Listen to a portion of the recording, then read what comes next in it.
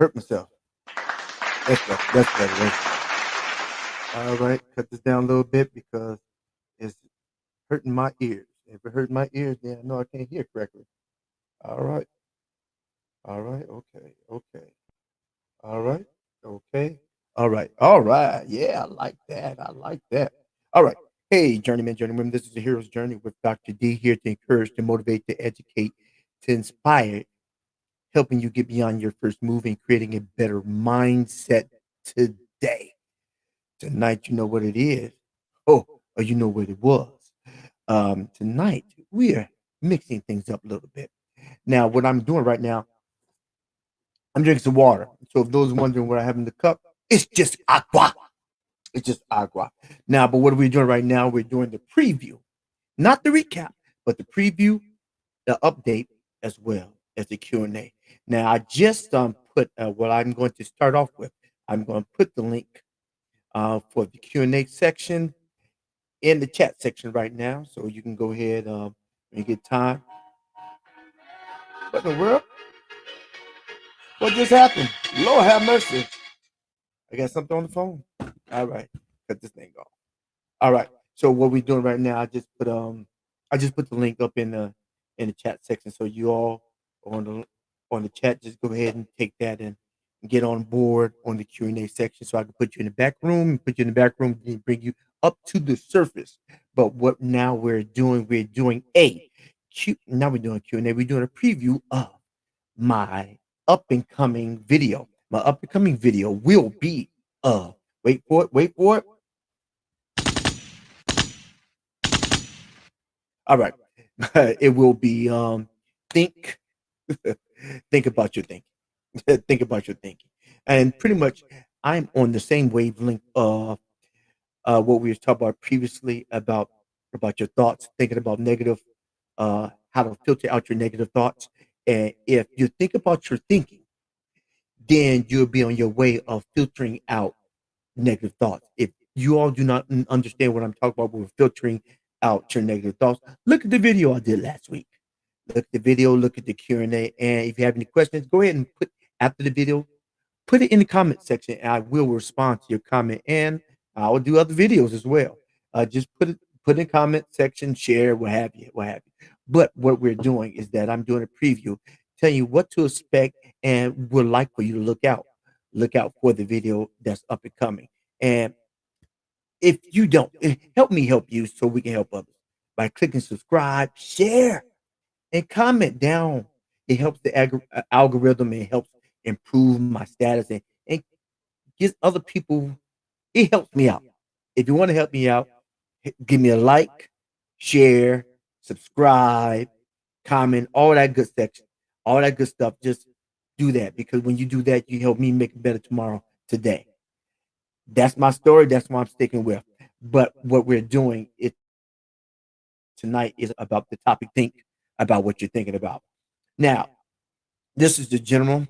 Now, my preview will kind of go into an update, and so it shouldn't be that long. So what happens is that I'm going to do I'm gonna break it down. I already have the outline made up about the video of dealing with thinking about what you're thinking about, because the issue is that most of the time we don't set time to ourselves to evaluate our thought patterns. We don't evaluate what we're allowing to come in our eyes or allow to come in through our ears. We kind of take things for granted and we don't think about what we're thinking about, meaning that we don't think about what we're thinking about as it relates to getting where we're trying to go. So, how I'm going to try to outline the next video with, and if you have any suggestions, let me know. I can put that in the video as well. I'm going to start with your thinking pattern in general. I'm gonna start with your past, your current, and your future.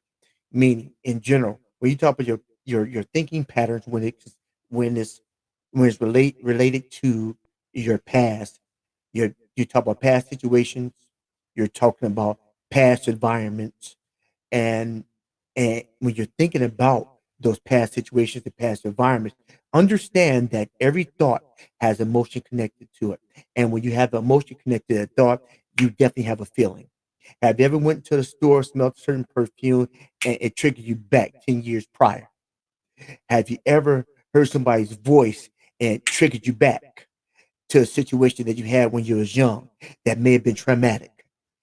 Have you ever ate a piece of pie and it triggered you back to when you was at grandma's house when you were 6 years old and it was happier time? See, you have to understand, even you have a trigger in your thoughts. It's not necessarily, it's not all the way always a trigger of the negative. It's a trigger of things in our past because we're moving forward. Now, I'm going to address things that are in our past, our thinking pattern, as it pulls us to things in our past to inspire us to go to things in our future. Or it it may be things in our past may pull us back and hold us back from projecting to things in our future. If it holds it back from projecting to things in our future, then we can't get to the things, we can't get to the time frame, we can't get to a point where we're trying to create anything. See, the future is what you create it to be. It doesn't have to be what John, Joe, your mom, your dad, or even your preacher tells you that you need to be. It's it's based on what you decide that you want to be and what you push to be and how you push it. Because even a good book I read that said that the just shall live by faith. Faith is the opposing, is the opposite of fear. But faith is takes a thing. Faith is the substance of things hoped for and the evidence of things not seen. You don't see it and you hope for it, but how you hope for it and you don't see it, that means you have to write it so you may see it. So when you see it, when you put it down, if somebody else sees it, they can run with what you said when you wrote it down. You have to project, you have to create the future that you want. Now, if you do not create the future you want, then you're gonna get what you had. See, it's your life to live. How you determine to live it, it determines how you set your goals for your future. And that's what I'm going to address. I'm going to address setting your goals for your future to create the future that you design. Because if you do not design your future, I promise you, you have a lot of marketers who are going to design the type of car you're going to buy, the type of house you need to get, and the clothes you need to wear, and the type of makeup you need to put on. So whose life is it? Is it yours or is it theirs? So that's why it's very important that you develop a time to yourself to evaluate what is filtering through your head. Is it important? It is important because everybody has a purpose. But unless you evaluate what's going through your head, you'll never hear the purpose that you're designed to have. So which one is it? Is it the purpose you choose, or is it purpose the powers that be choose? It's your call because it's your life. And that's why we have free will to make a choice. All right. And that's what I will be discussing. I will be finding some areas in the brain that connects to starting that connects to helping you get to that point. Yeah, I will. So that's what my that's my preview of the next video I'm going to do. And my update is, wait for it.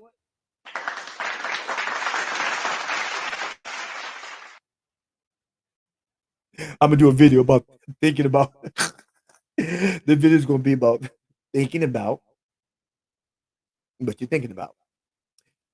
Hence the word preview. I gave you a synopsis of the video, and the update is the video will be out. And the update is also, I'm trying to change up the format to try to get more viewers and actually to try to get more impact to the subject matter that I am addressing. I am going to be doing a main uh, tremendous focus. I feel focused on emotions and the regulations of emotions and how we become emotional based on thoughts of the past or current situations and how things hold us back. So a lot of things that I will address will be connected to that and how our mind works and how we address or how we respond to environmental stimuli. So if anybody else has any suggestions, put it in my please put it in my comment section. Help it do what it do. Now, that's my That's my overview, my preview, my update. I got one person in the back room, and now what I'm going to start, I'm going to put up first. I'm gonna do anybody that's left a message on my anchor on my podcast. I'll play the questions on my podcast first. Then I will go to my chat. Then I will open up the Q&A for anybody who's clicked on the link, and then we'll start the Q&A. All right. Hold please. Now please let me know if I'm still working out kinks. I thought I had some kinks down. Tell me if you hear the music or not, because I didn't hear it earlier. So I know you don't hear nothing now, but I'm about to cut it back on. All right. In the chat, let me know if the music is playing. Tito, let me know if you hear it.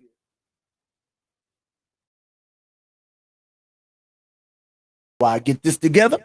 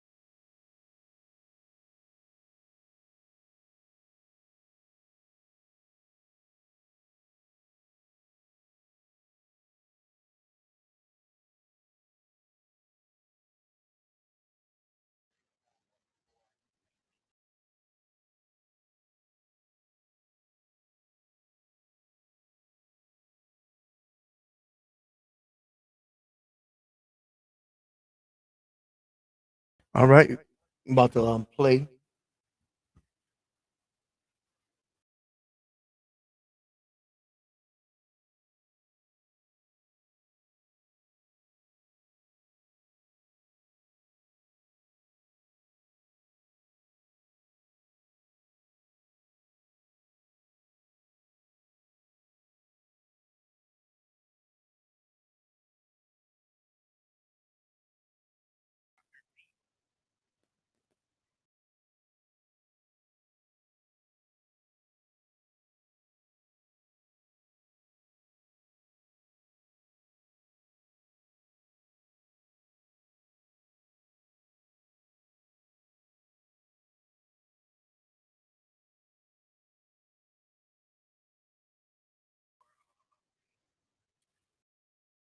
Give me a second.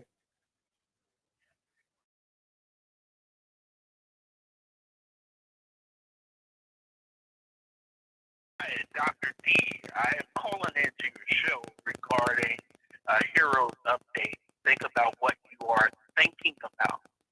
Where did you come up with the idea for this particular podcast uh, or show, I should say? How did you come up with the idea to do this show? And what do you want us, the people who look at your update, to get out of this week's message? Answer that question for me.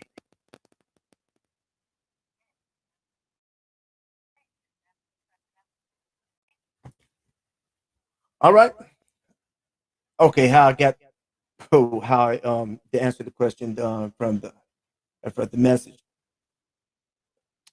How did I get the topic? Well, the topic came. It kind of evolved. Topic evolved from my previous topic about thinking about your negative thoughts. Because if you think about if you think about what you're thinking about, then you will be able to filter out what's negative, what's toxic, or what's healthy. So that's why, and what I'm trying to get people to get this from this topic is the evaluation of your thinking.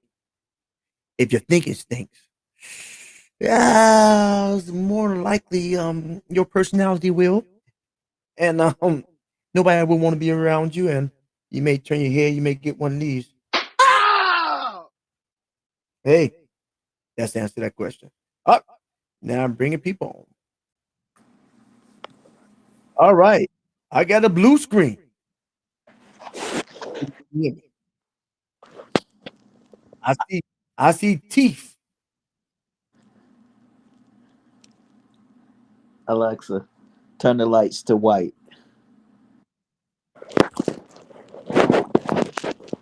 Mhm. I hear you muffled. What about now? Oh, is it me again? Go It, ahead. it I may got you. be. I got you. Hello. Go ahead. Uh, Can you hear me? yeah, I can hear you loud and clear. Okay. Did you hear the music? No, I did not hear the music. I hit your private chat to let you know.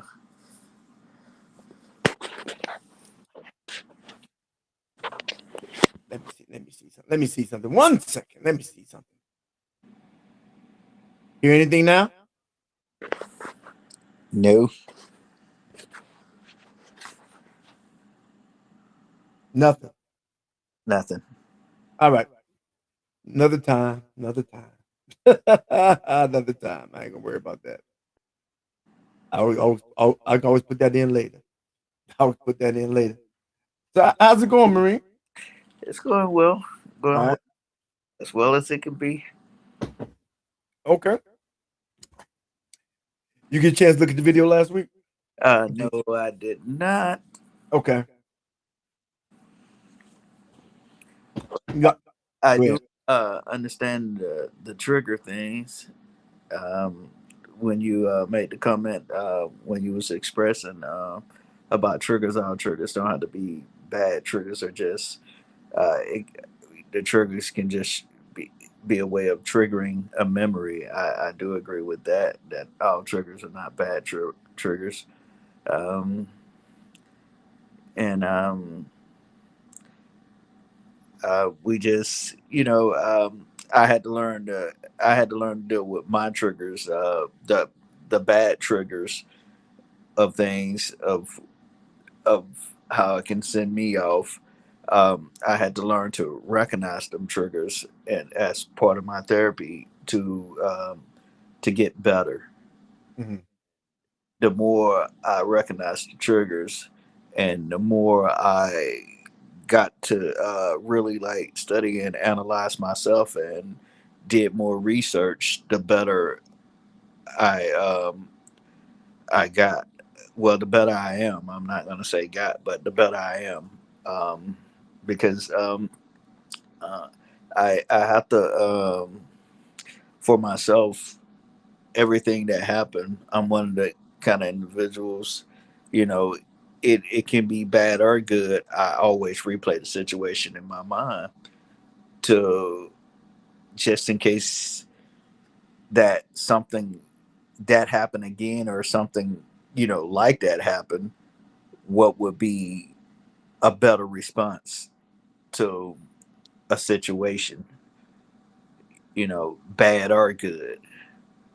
And and I think once we take control and we get to know ourselves, and I think the better we are, because to truly know yourself is I've been doing a lot of soul searching and stuff like that. To truly know yourself, it's something.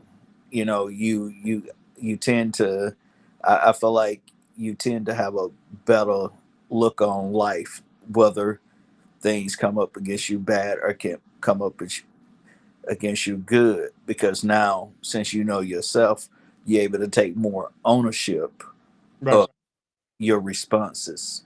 If I respond to something in a negative way, it may not have meant to be a negative thing, but I responded negative, and I have to, with me knowing myself, I can go back and be like, yo, maybe I should have did that differently, or maybe my response could have been different, and I can put myself in check, and by me putting myself in check,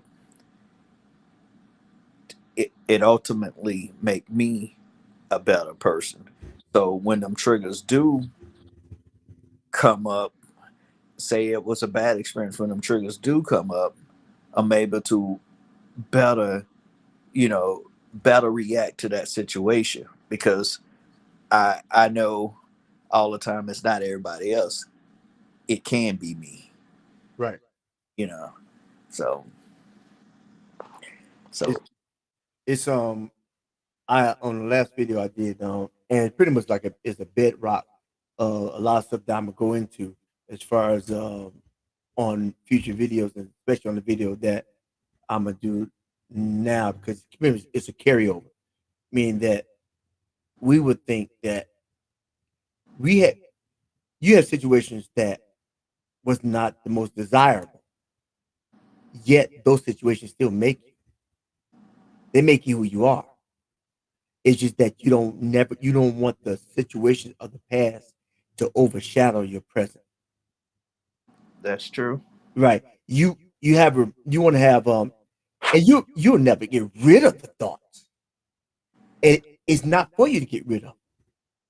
It's like if you have a death of a loved one, it's hard. You remember the death, but focus on all the good things. So if you take your focus off the end, if you focus on the end, you'll lose sight of all 60, 50, 40 years or 20 or 10 of all the great times. So the focus would be better spent on all the good times than on the end. Because one thing about life, nobody's gonna get out alive. Yeah. So it's like, and what you said it well, said well, it's the good and the bad. And we would think that the past your and the video I'm gonna talk about uh, later on is that I started thinking about, and now how do you dissect the good and the bad, and because I have to process myself too as well. So you say, well, you're thinking about you're thinking about a situation, or you're thinking about an environment, or and all you're thinking is like in three segments. You're thinking about a situation or an environment of the past, because even if it was 5 hours ago, it still was the past. So are you dealing with the distant past or the current past? Mhm. Now, if you're dealing with the distant past, it's a past situation in the environment or situation that you experience. And as you experience the situations, as you deal with the thoughts, because it really is, it's the thoughts. The thoughts connect you to the memory, and every memory has a bag of feeling. When you think about, you go back to that, you go back to the feeling of the memory, and the feeling. And if you can evaluate the situation and the environment, either or, then you'll be able to see your predisposition as it unfolds. Because while you're dealing with your predisposition is based on your genetic traits, things that come down the line. He said, "I don't act like that way. I don't act that way. Never I did. I never I did. Never I did." That's improper English, but never I did. I never did that. But then you sit back and if you sit back and you evaluate situations and environments that you did certain things, and you connect it to what you observed or what the stories that you heard your mama talk about or your dad talk about. So, wait a minute. Yeah, that was kind of like Uncle Johnny. Oh, man. Oh, that was like my daddy. Because I had a situation where my mother actually told me something about And she wasn't talking negative about my father. She's like, oh yeah, just like your dad. So wait a minute. What do you mean just like my dad?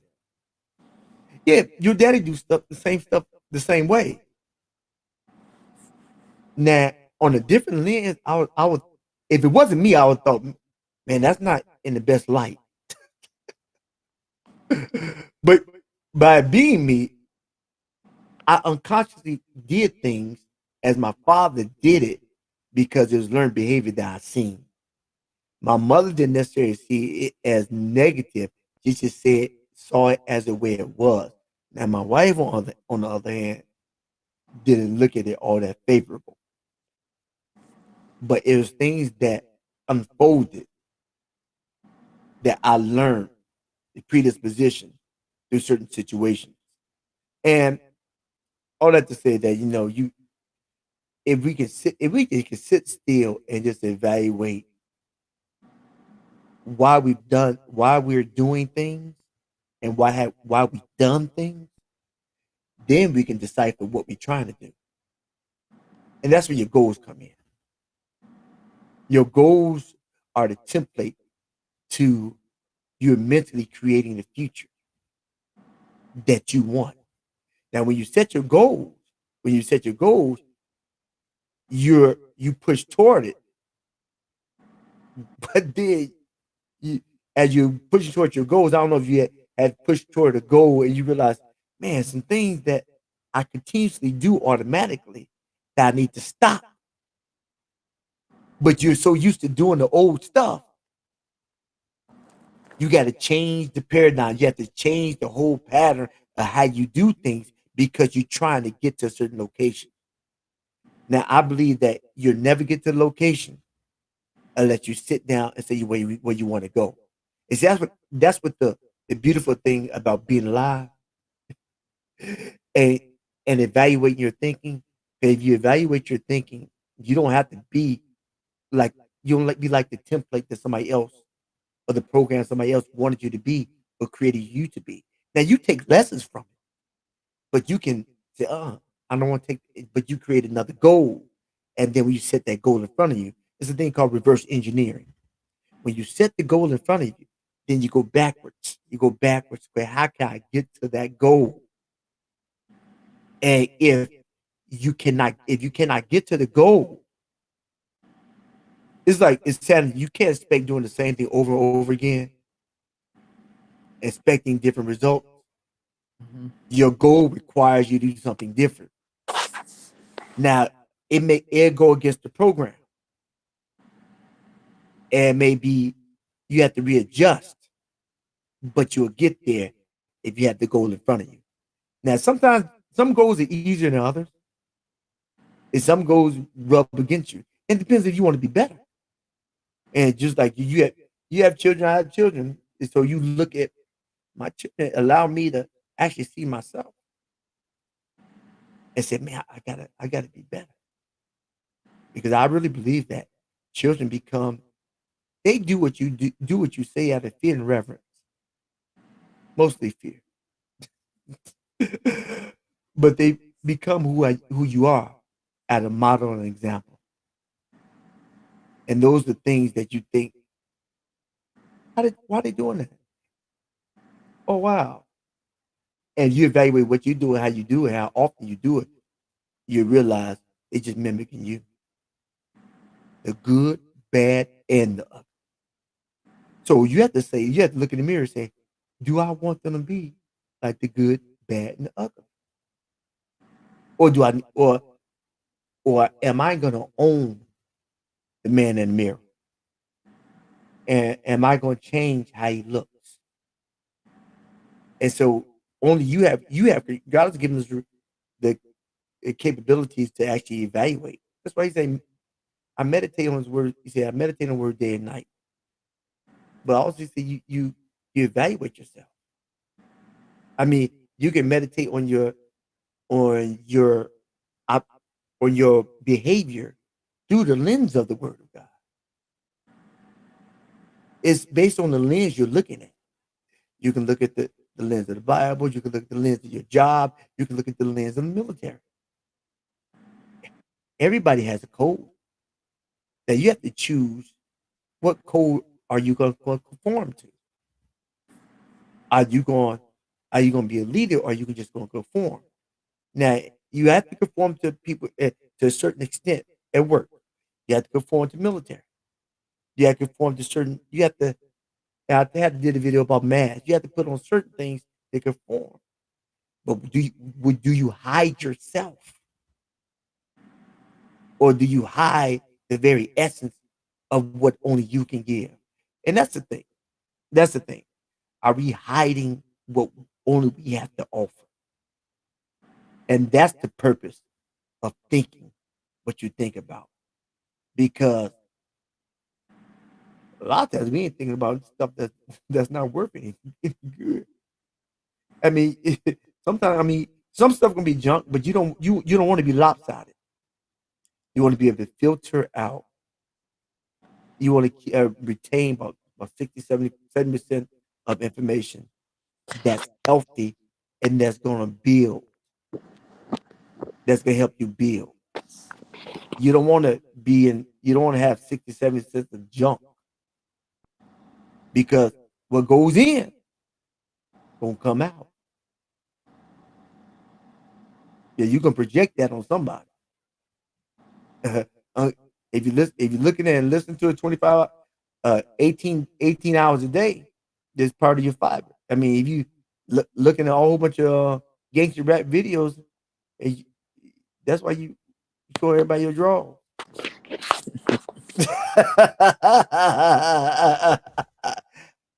But I still can't. I I try and I tried. I'm trying to understand it. I'm really trying to understand it. I'm trying to understand that too. Yeah. Uh, Yeah. I mean, we had the straight legs, because had the straight legs back in the day. We had straight because that was the style.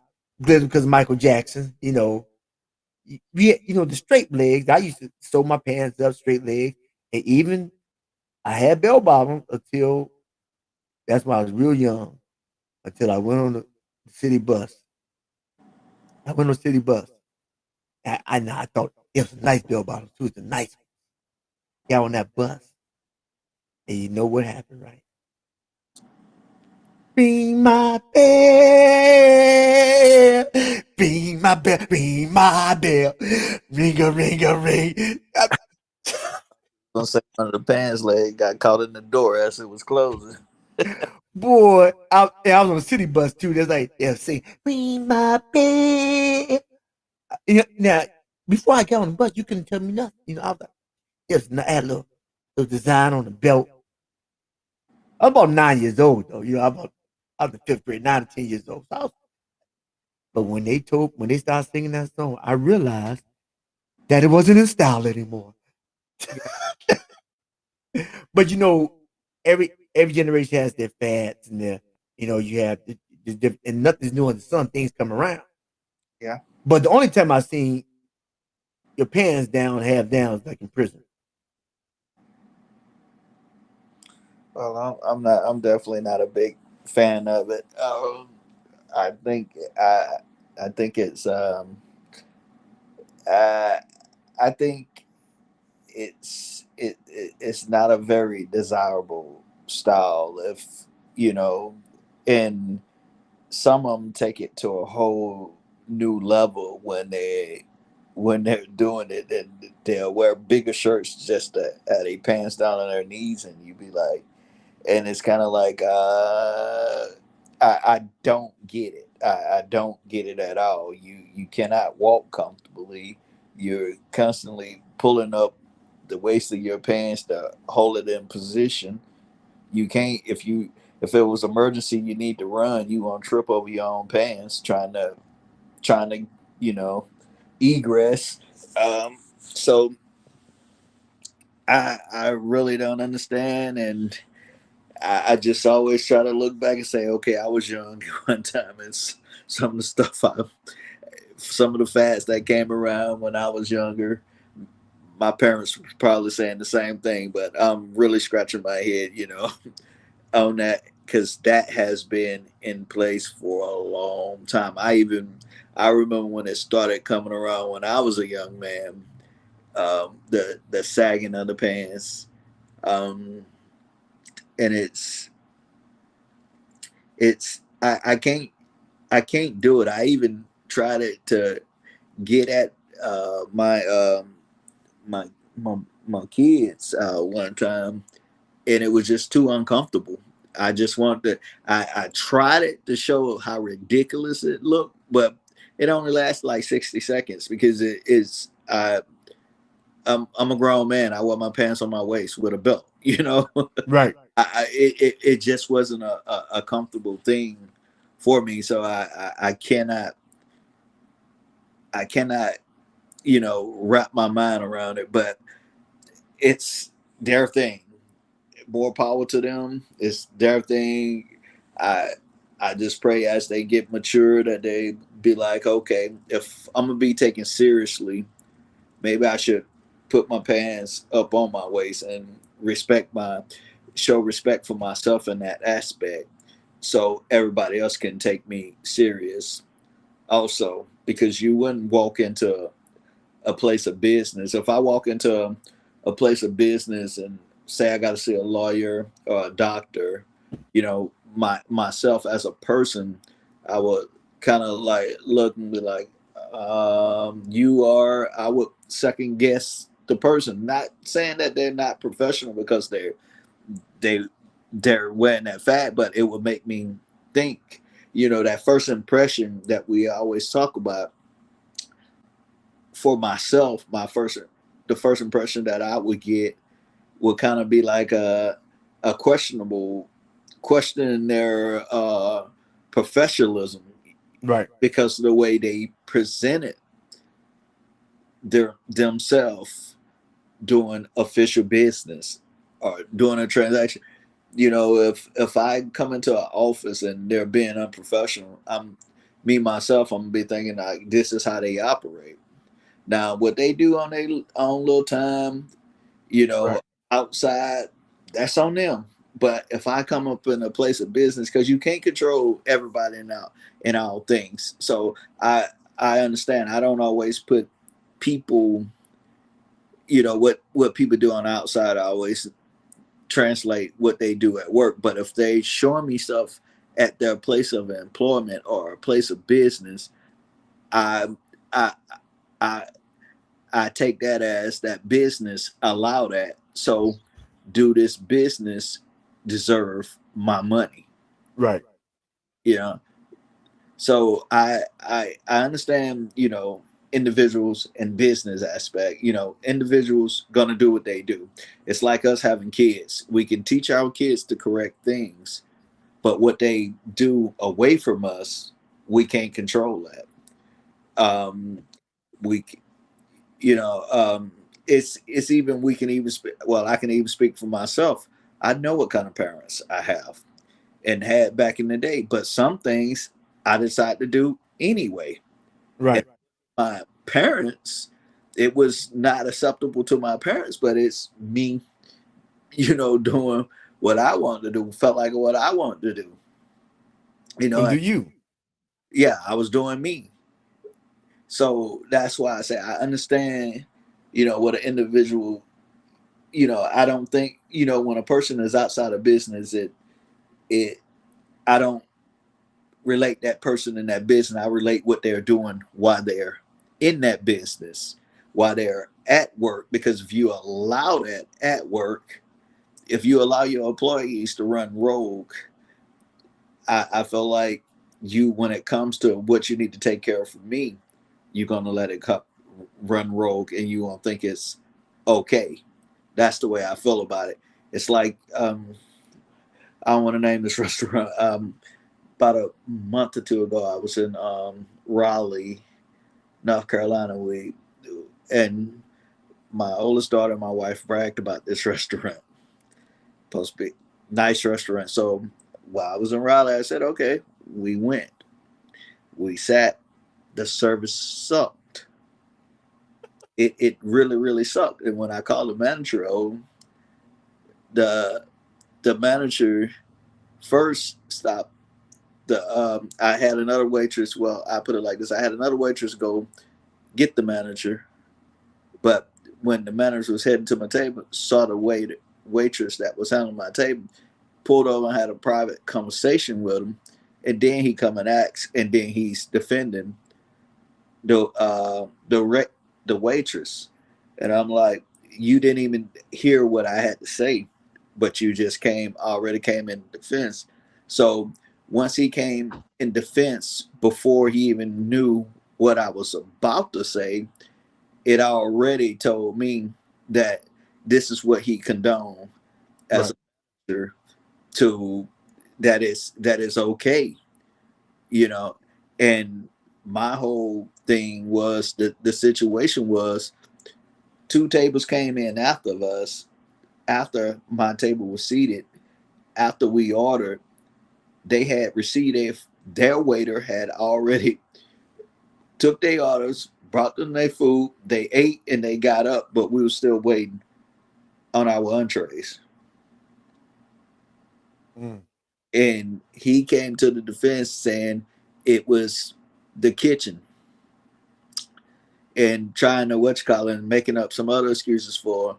And I'm like, okay, as personnel that a person that customer service, and your part of your income is you get your tips based on how you treat your customer, how you provide that service.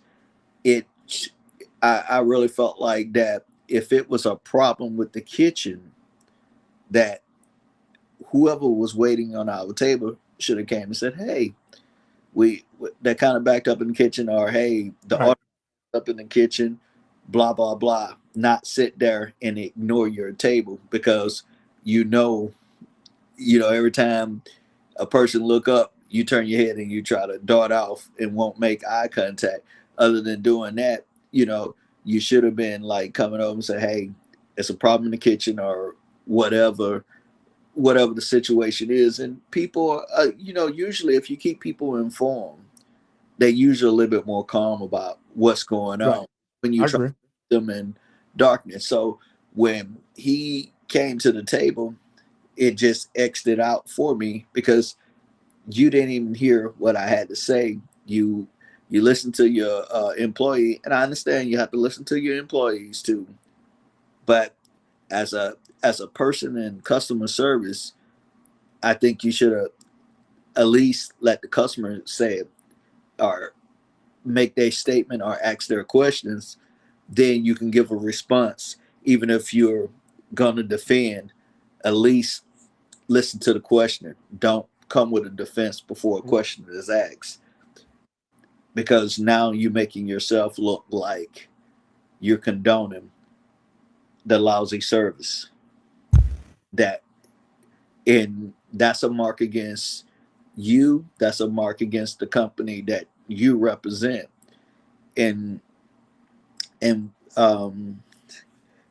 it was. I guess you can relate that to trigger bad customer service. It triggered me that day. I didn't get like Hmm. outraged, but I did make up my mind that I would never go back to that restaurant again. Where did it take you? I'm not going to name the restaurant. No, no, no, no, no. It triggered you. What did it it, take you? Did it it take you? it it made me angry. Hmm. It made me angry. It made me angry because I felt like if I'm gonna spend my money with a place, at least give me the common courtesy of letting me know what's going on, or acknowledging. You don't have to kiss my behind. You don't have to like no sir, yes sir, me, and all of that. But just give me the common courtesy of letting me know what's going on, giving me the decent respect. Because if you want me to tip you, I think you should give me at least that respect. If you if you if you had a problem, or you messed up some, as as a customer, I feel like that if you would have said, hey, I screwed up, I didn't put your order in, or whatever, Hmm. I would have accepted that vice you avoiding. And I got to get with another wait staff in order to get anything done.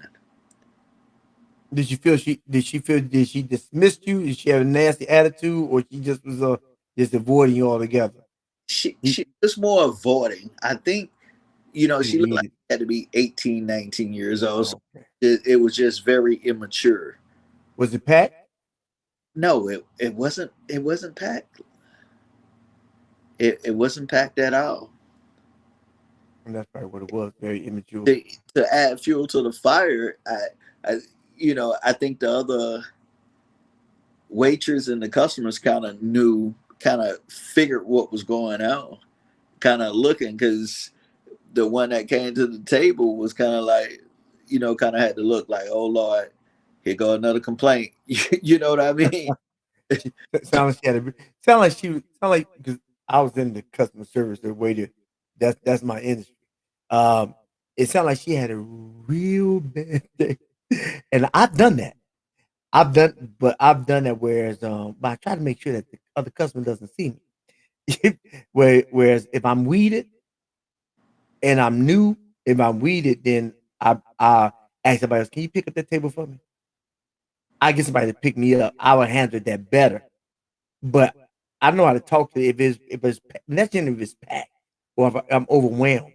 Sound like she was just sound like she was immature and she was having a bad day. And I what do you think it was? Do you think it was personal or it's just I don't know. See, and I think something my daughter said to me kind of even tipped it off, because my daughter got up to use the restroom, and she said she walked in, the girl jumped because she was in the mirror twerking in the bathroom, and that just didn't make it no better. who While was? my my waitress, when the manager Oh, was there it is. There somebody, it is. That's insult to injury. so I'm like, but needless to say, that restaurant won't have my money anymore. Uh, won't won't get my coins that I work for anymore. And and it to me, it didn't have to be like that, because if the I felt like if the manager would have came over and been more professional, at least listen to what I had to say. Vice coming up, when somebody just come with a defense, you kind of like, oh Like, yeah, exactly, exactly. And us people that's been around the block for a while, that's lived life for a little while, we kind of smell the bull. You know, yeah. to say it in a nice way, we kind of smell the bull and kind of like, yeah, come on, especially we didn't What live was like, we done manage people, we done been managed, it's like we on a whole we on that mature level of experience, of life experience, that, like I said, you kind of understand when it's bull. And I don't know, I guess this manager, he looked like he was probably about maybe late 20s, early 30s. So okay. I don't know. I don't know. Maybe it's a generation thing. I don't know. How, Maybe. so how did you decompress when you came out the restaurant? How did I decompress? Um, I decided that I wasn't gonna let that, Uh-huh. make my change my mood of my day. Good. You know, um, it's like how I was saying at the beginning. You have to evaluate how you could do things differently. Mhm. One thing that I couldn't do differently, but it was one thing. The thing that I could do is not let that Right. my attitude for the day, because I could have been taking the attitude out on my family because of the experience that I just had. I Right. took it off on my wife and my oldest daughter because they bragged about the place. You know, like, oh, you brag about this place and this is what I get. You know But what was the food good? Well, like anything, if you have bad customer service, It usually messes up the experience. Yeah. messes up the taste for you. So I didn't even enjoy the food after that, truthfully.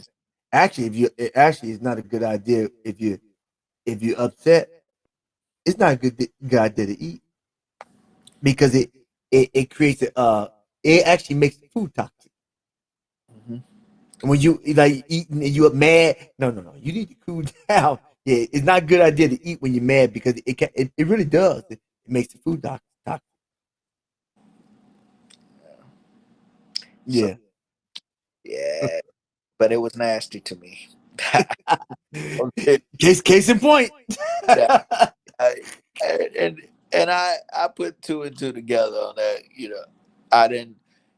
I really didn't give the food a chance and all of that because I was like upset. It was nasty because the service was nasty. And if I would have had good service, the food probably would have tasted better. I'd probably been like, all right.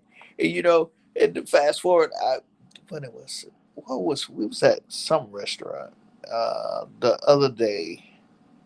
I don't remember the restaurant we was at. And the girl was honest. And I don't want to say restaurant name because I'm not gonna advertise for anyone. Okay.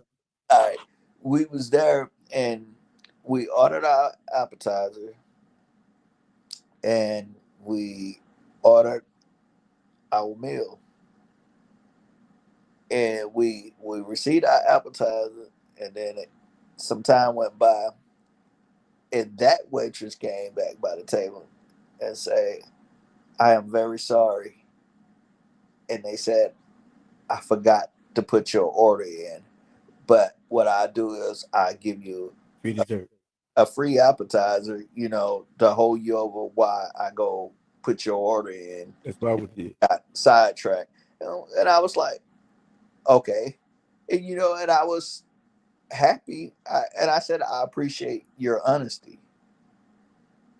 And I ended up tipping that waitress extra just because of the honesty of and the courtesy of saying, even if she would have put it on the kitchen, Oh it yeah, that's what I would do. it was the courtesy of coming back and saying, "Hey, let me know why it's taking so long for my steaks to get to the table." You know what I'm saying? Right.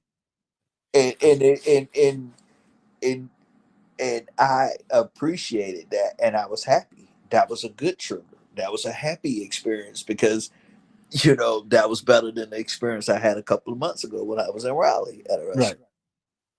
So I appreciate the honesty and it was done with honest because she said it was her fault. She got sidetracked and she didn't place the order and she thought she had placed it. So I appreciated that. Right. I'm And like, yeah, and that's when you I want you to go back and look at when you chance look at the other video. I'm gonna unpack it more and more the other video about how to filter negative thoughts because it's always an entrance. I mean, thoughts have an entrance into your mind, and it comes to a point. It comes a point. You say, okay, am I take the good or I'm gonna take the bad? I'm gonna evaluate it because I did a video on amygdala. The amygdala is like the library of perceptions of memories. The perceptions is like a library. So you got books all up there. So what happens is something come through and it trigger a book of disappointment. mm-hmm, And then that disappointment is not a good emotion. And you start looking at disappointment, then it causes a chemical reaction, response, start boiling over. And it's a, and so that's why you create better books. You create better books. You may still have that book in. Some books need to be thrown away. That's why you create. It's like, have you ever had something that was okay? Some of you say ketchup make everything taste good, or you have something like not enough flavor in it, didn't taste the best, but let me put this, put that, put that. Now, it's still there. But if you put enough layers of stuff that's more desirable to you, then it dampens the disdain for the base taste. So you may have the base taste in there, item or some food that may not to your palate is not the best for your palate. So you start increasing putting things that your palate enjoys. And what it does is that it dampens the pain or the stain of the distaste or the discouragement or disappointment. And I think that's what we and that's one way to filter. That's a process of filtering because you get to a point where things come in, you have to determine what do I want to keep or what do I want to put away. What in essence, what do I want to dwell on or what do I want to cast away? Because even Scripture says, um, "Cast down every thought and every imagination that exalt itself against the knowledge of God." And we have to bring. So just saying you have to bring every thought unto the obedience of Christ. He said, "Well, no, I just read the Bible and happen." No, no, no, no. He's no. That book is giving you instruction that you got to do some work. Oh yeah. Huh? Ain't I thought Jesus fixed it? I thought he paid it all. Yeah, he paid it all, but you ain't doing the work for the payment. You need to be a doer, not just a reader. If faith without works is dead being alone. That means so faith without works is dead. Mm-hmm. I believe. I believe. I believe. I'm getting evicted. I believe. I'm yeah. All my stuff's out on the front porch. I believe. Why don't you go get some money? Why don't you believe ask somebody for a loan? Why don't you ask your in-laws or somebody? You pay for our work. You put your foot in your belief is amplified with your work. If you really believe, that means you'll walk into it. If you don't believe, then you sit there and just yeah. Because even because if you look at remember the children of Israel was leaving they was they was leaving Egypt, and Pharaoh said, "We gonna get those jokers. We gonna be." First he said, y'all y'all go ahead, take them, take that, take the animal, take the jewelry, get out, get out. So they get out. They get halfway across the water. They got the water. He said, "Wait a minute." He had epiphany. No, you go back and get them. Go back and get those jokers. Bring them back. So he was gonna bring them back. So the children of Israel walking through to the so Moses already the Red Sea's already been split. So they running through there. Come on, Junebug. They just pull them. Everybody running. And then they get to the end. They get to the end and say, "Oh Lord, oh Lord, oh Lord, we're gonna pray, oh Lord, help us, oh Lord, oh Lord." God told Moses, "Hey Mo, check this out. Tell those jokers to get their tail up and stop praying and move." Because a lot of times we be praying when is no doubt of the previous word that we was given. But we pray in hopes that we had changed the word because it's difficult or because it seems impossible. But we know the word we heard.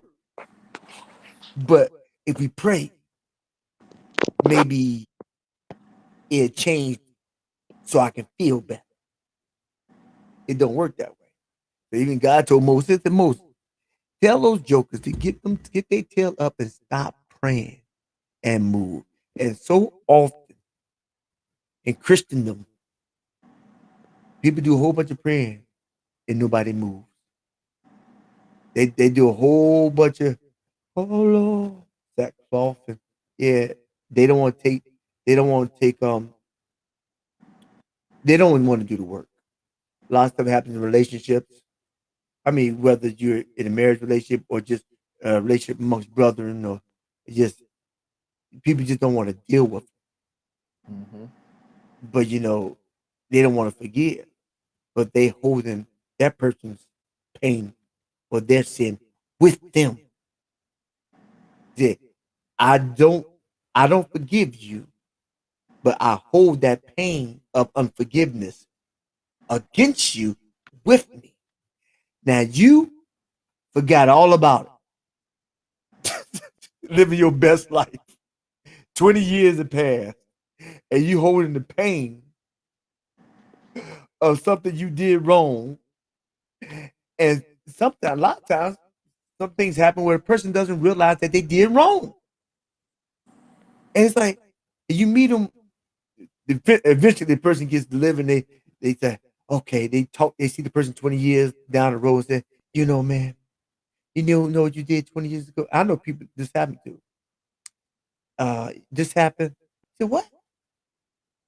Man, I know you was upset. Man, I wish you had told me.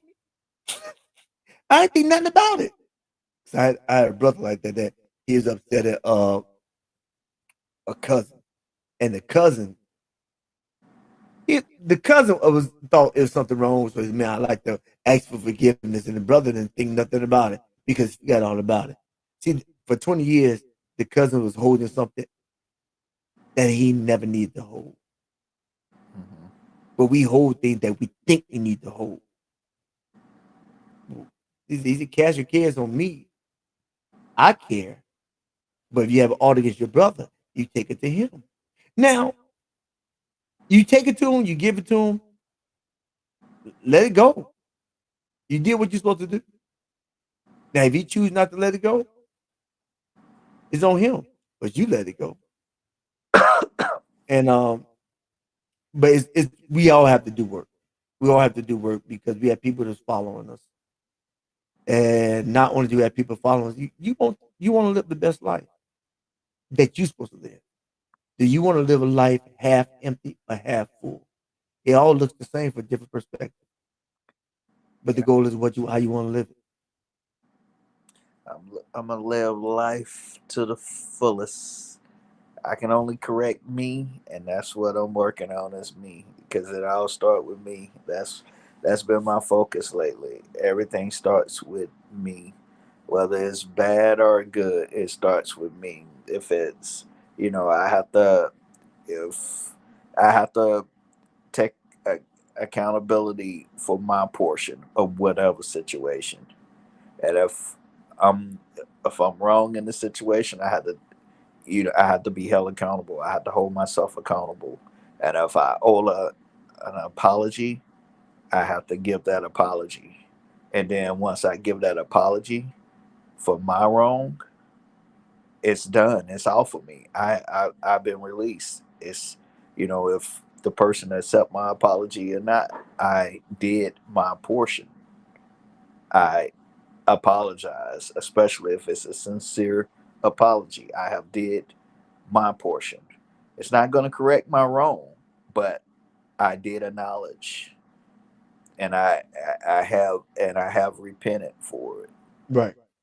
and so I can move forward, and that's all I can do. It might kind of sound selfish, but it's all about me and Me. correcting who I am. I can't correct anybody else. I can only correct myself. It's like what you said about the kids. Your kids, you can tell them, but they emulate what they're showed. Right. So I can only, correct myself and go forward, and hopefully, the fruit of my correction that in the seeds that's been planted from that blossom, and that's what is remembered. Not the negative, or R- not the negative memory, but the good memory. Like, hey, at least the person was big enough to admit their wrong or their fault in the situation. Vice, letting pride stand in the way, and th- or thinking that my way is always the best way or the only way. You have to. You know, I I really think correction always start with self. Right. I agree.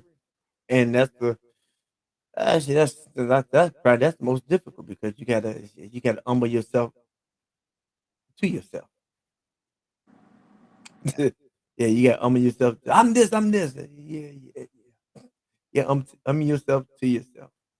And when you can evaluate what you do and the effects of what you do, that's when you have the family. I remember one time before I asked my best friend told me he said, ask three people that you know that is not going to shoot you air, hot air. Ask them, what do people say about you?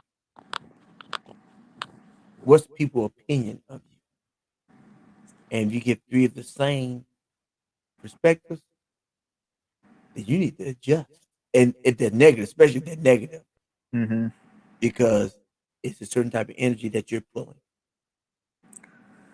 And so he said, it's something that you're doing that's attracting that type of perception. Now, the thing is, a lot of stuff we do and we're not conscious of it. We do it unconsciously. And once it was stuff that I wasn't conscious of. Like I just was being me, Yeah. but wasn't conscious of the me that I was being. Yeah. Yeah. Well, I wasn't conscious of me of being me. I was being based on what I saw, what I learned, or what I neglected, But when I became more conscious of how I was being perceived or how I was interacting, I said, "Oh, wait a minute. Okay, that's what I was giving off." There's some stuff I just didn't care. People gonna think what they gonna think, and I kind of figured some people they thought what they was gonna think. But some stuff like, "Oh, I never thought about that." Yeah. Yeah, some stuff I never thought about that. I needed honesty. And one of my close friends, they just tell me the truth. I don't need to be appeased. I don't need to be appeased because it doesn't make me get better. I was like, "Oh yeah, yeah, brother, yeah." Oh, that, Everybody talking about me. Everybody talking about me. He's like, "Why didn't you tell me?" Well, I didn't want to hurt your feelings, but you hurt me more by lying to me. yeah. Yeah. That's exactly where I'm at. I'm like, just be honest. I can handle the truth because I can take corrected action. If it's a truthful thing, I can take corrected action on that. But how do you correct a lie? What are you fixing? Yeah.